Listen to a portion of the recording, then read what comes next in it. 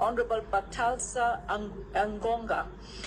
And he's been trending because somebody leaked some videos, apparently 400 videos of him having intimate relationships with various women of various stature. And he comes out and says that all of those were AI generated. IKONINI. So kama kuna story fulani imekuwa ikitrend hapa Kenya, ni story na buda fulani anaitwa Baltasar Ebang Egonga. Najua Ebang Egonga. Alafu vile musemaga like what's in a name?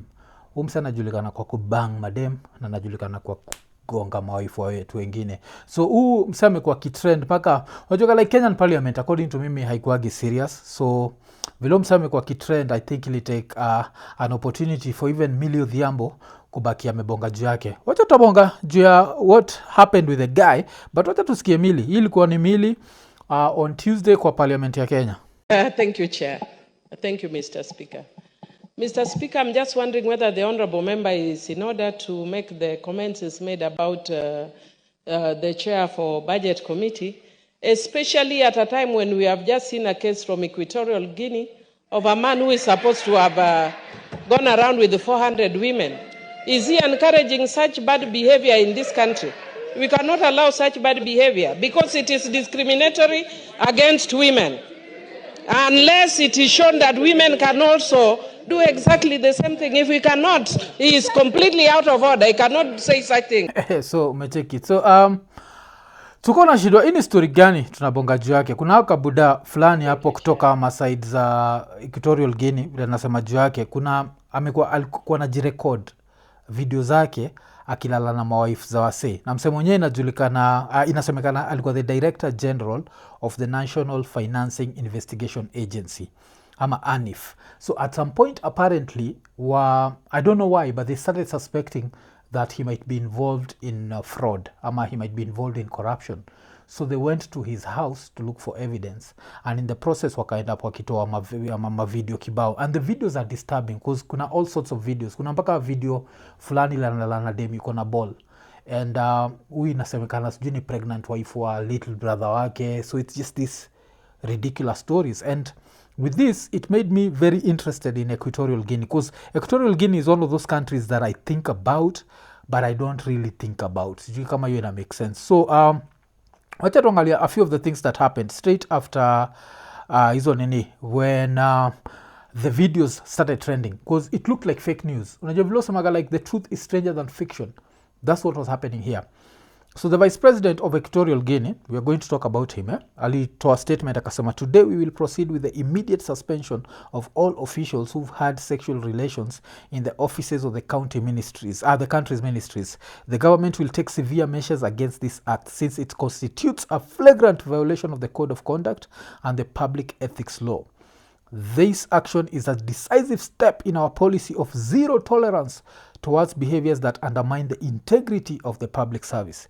Ethics and respect are fundamental in our administration, and we will not allow irresponsible behavior to compromise public trust.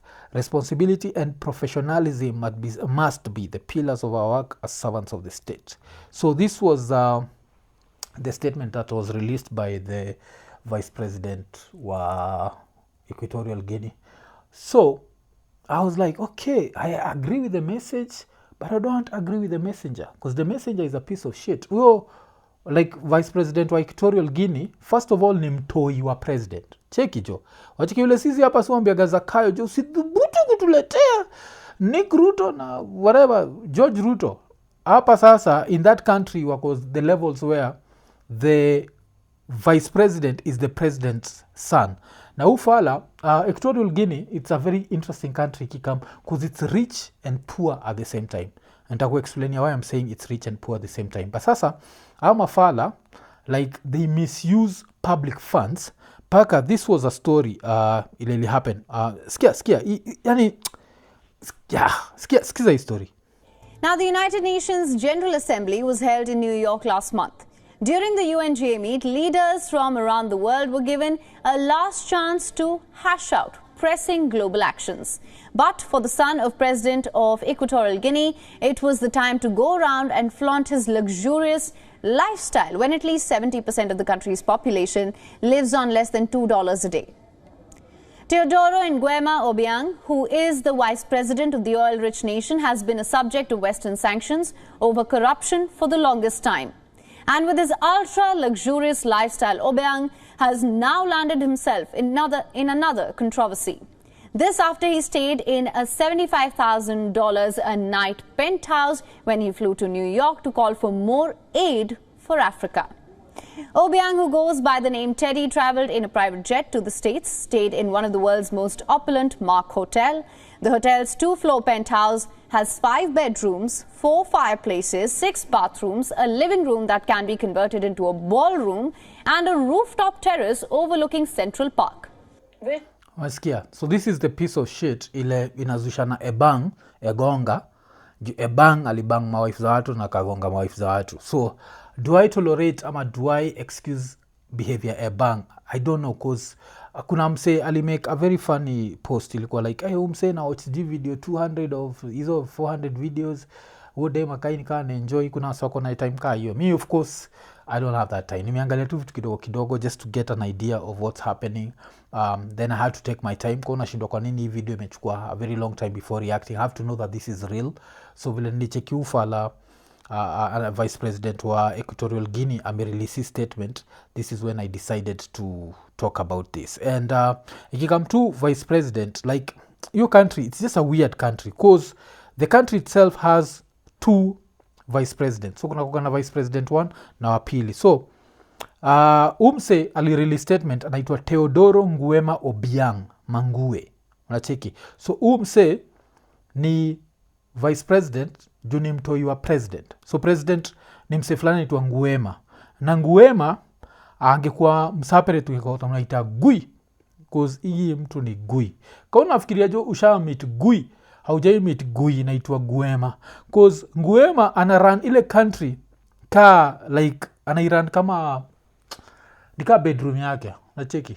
So anairan kama bedroom yake mpaka unajua opposition leader wa Equatorial Guinea anaitwa nani? Anaitwa Noone Hakuna. Yeah. Noone Hakuna. Tafakari ya babu. But sikia, hii ni time ngine 60 minutes ya Australia washaifanyaga a piece about umse. Sikuagi pro kucheki Western media covering Africa, but this was interesting because umse mpaka alitumia ile word nani utumia Miguna, despot. Tonight, the story of a tyrant, possibly the worst in the world. He's vicious, he's venal, and he's robbing his country blind. His country is an African hellhole called Equatorial Guinea, and no one would have ever heard or cared about it if they hadn't discovered vast oil deposits just offshore. So much oil, in fact, that at the rate this tiny country is growing, in 10 years it could be the richest in the world. And the trouble is, most of the oil money is being pumped directly into the president's pocket. He's living like a king while his people starve.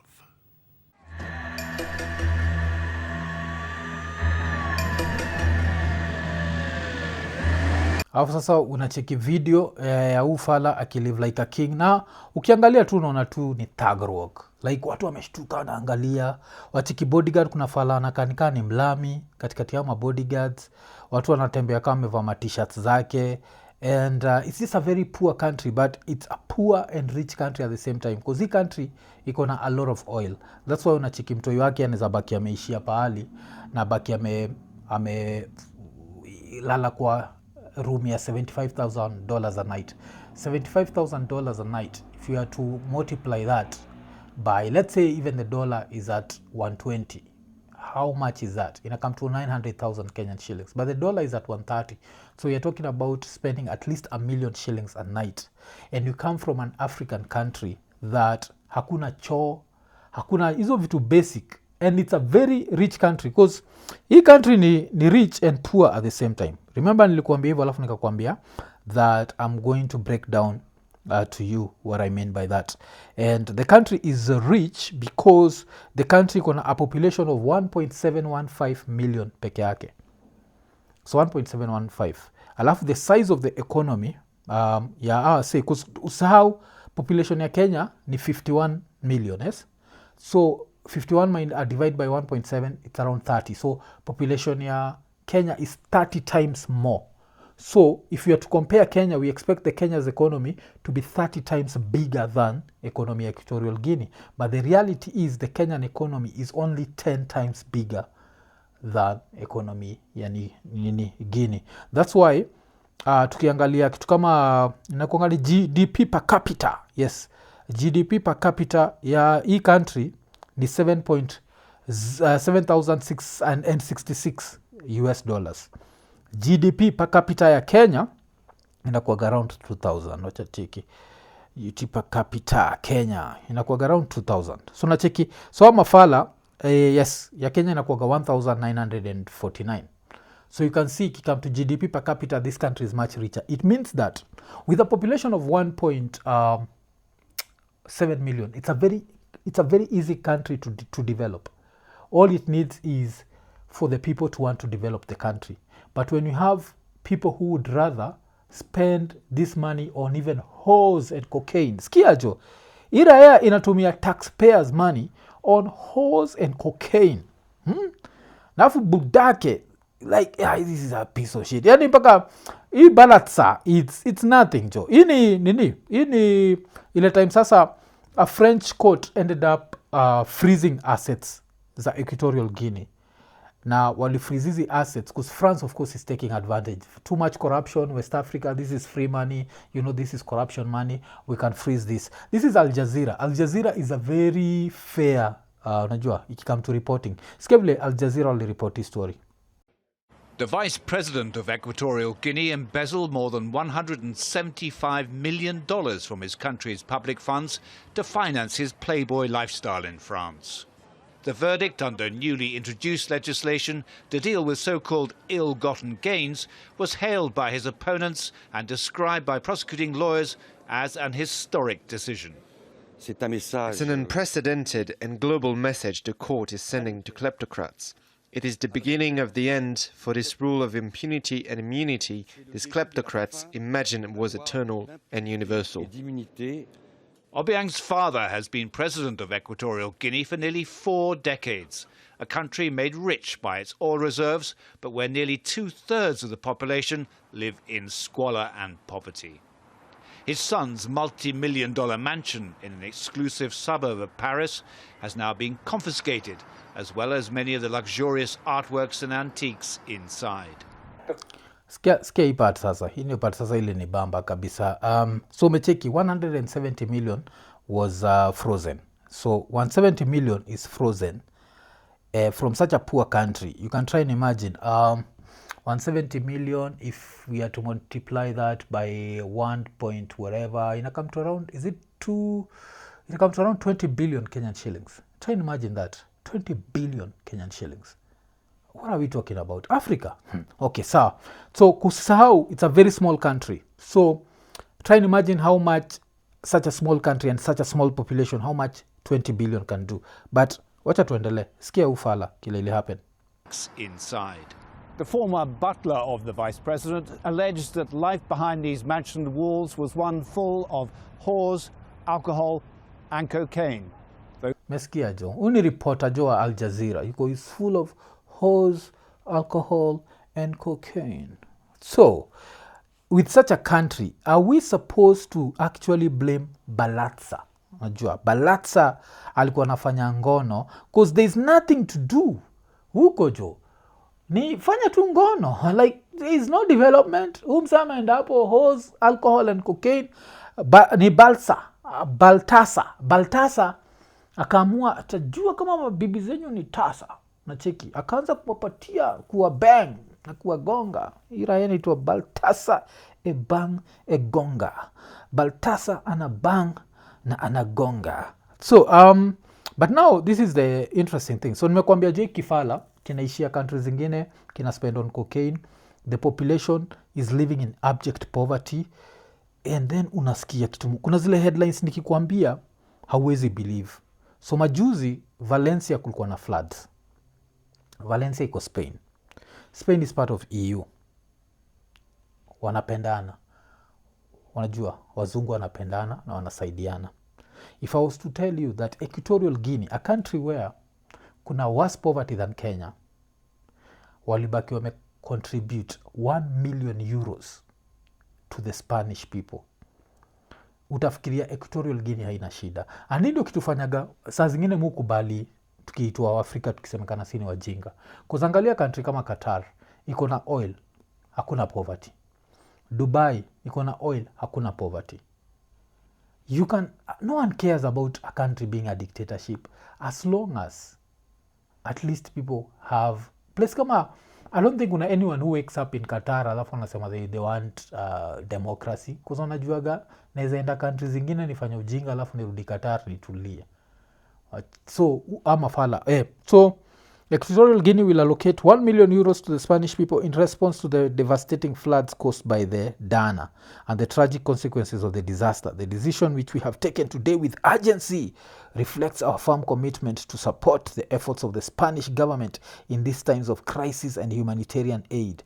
We reiterate our willingness to contribute to the prompt recovery of the victims and to assist the affected communities, thus reaffirming the bonds of solidarity that unite us. So hii kirasa kinadu hivi juu kinataka kumake sure wakisaidia Spain. Of course akienda Spain for hose na cocaine hata baki amepatikana. But still, this was the funny part. Another funny thing that happened, hii kifala bado kinaitwa Theodore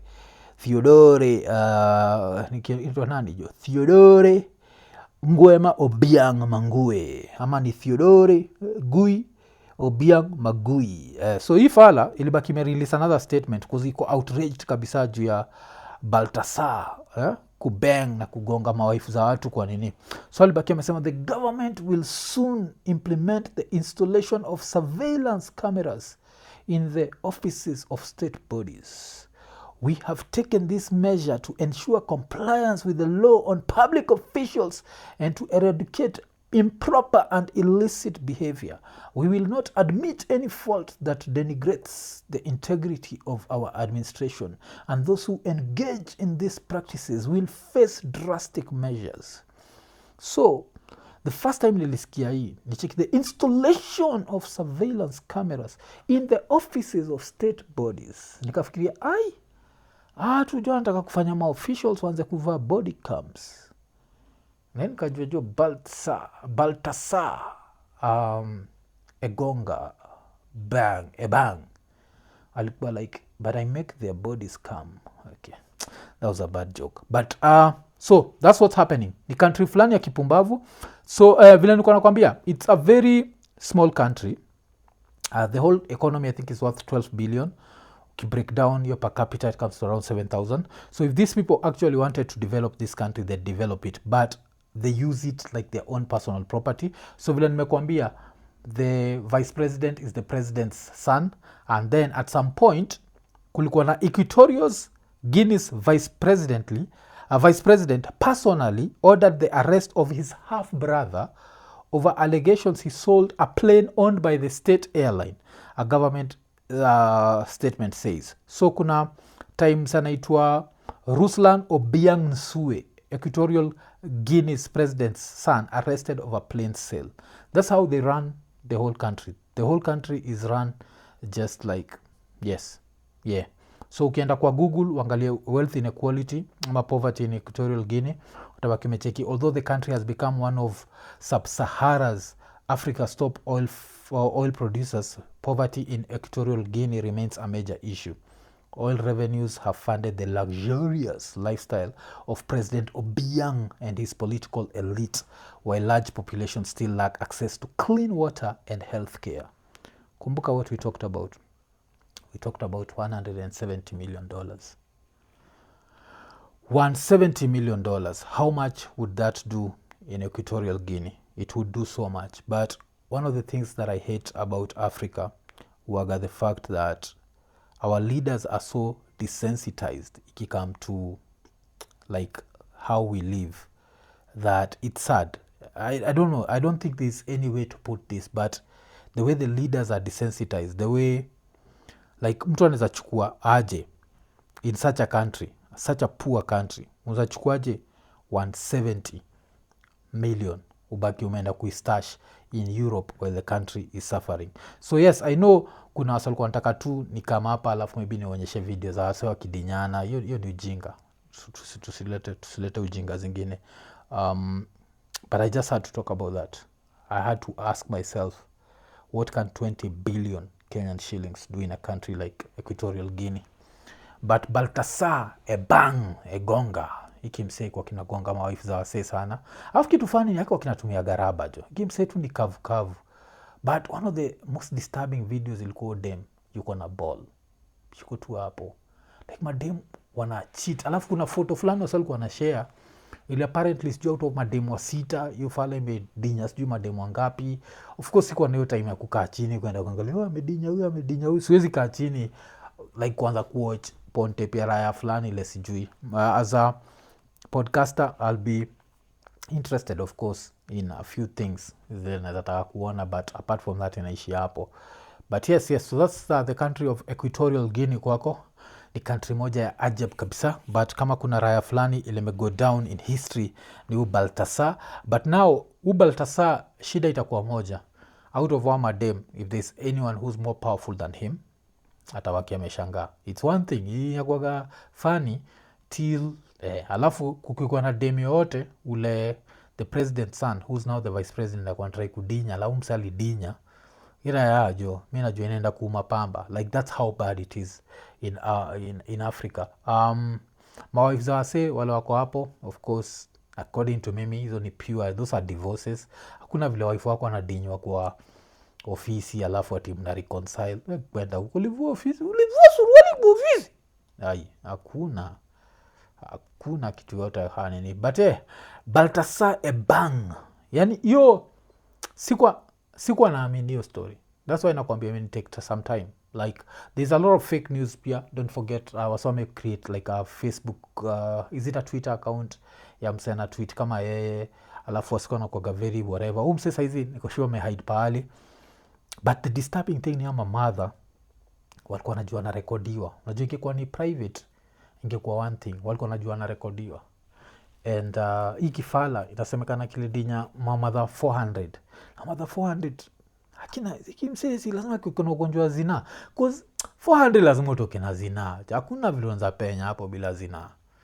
But who am I? I'm not Baltasar Egonga.